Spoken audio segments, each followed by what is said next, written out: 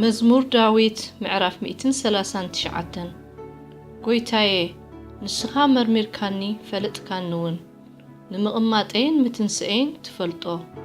ንሓሳበይ ካብ ርሑቕ ተስተውዕሎ ጎይታዬ ሓንቲ ቃል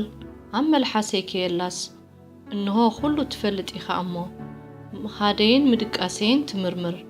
ንብዘሎ መገደይውን ኣጸቢቕካ ትፈልጦ ኢኻ ብድሕሪትን ብቕድሚትን ከቢብካኒ ኢድካውን አንበርካለይ እዚ ፍልጠት እዚ ኣዝዩ ይገርመኒ ልዑል እዩ ከርክቦ ኣይክእልን ካብ መንፈስካ ናበይ ክኸይድ ካብ ገጽካስ ናበይ ክሃድም እየ ንሰማይ እንተደየብኩ ንስኻ ኣብኡ ኣለኻ መንጸፈይ ኣብ ሲኦል እንተ ኣንጸፍኩ እንሆ ንስኻ ኣብኡ ኢኻ ኣኽናፍ ወጋሕታ እንተ ወሰድኩ ኣብ ወሰን ባሕሪ እንተ ተቐመጥኩ ኣብኡ ኸኣ ኢድካ ክትመርሓኒ የማነይቲ ኢድካውን ክትሕዘኒ እያ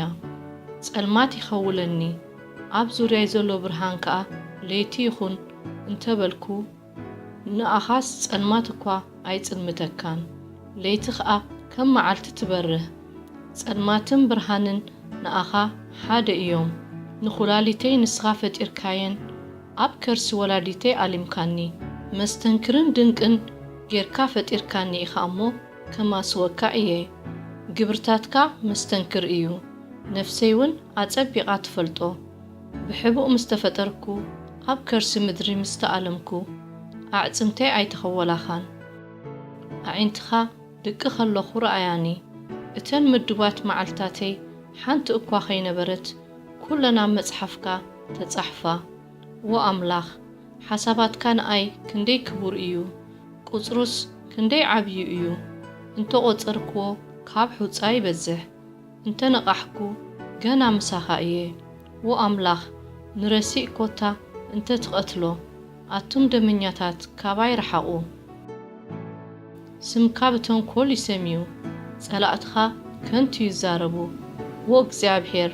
ነቶም ጸላእትኻ ዶ ኣይጽልኣዮም ነቶም ዝትንስኡኻስ ኣይፍንፍኖም ፍጹም ጽልኢ ጸልኦም ጸላእተይ እዮም ወኣምላኽ መርምረኒ ልበይ ከኣፍለጥ ፈትነኒ ሓሳበይውን ፍለጥ መገዲ ዓመፃ እንተኣልዩኒ ርአ ኣብቲ ናይ ዘለኣለም መገዲ መርሓኒ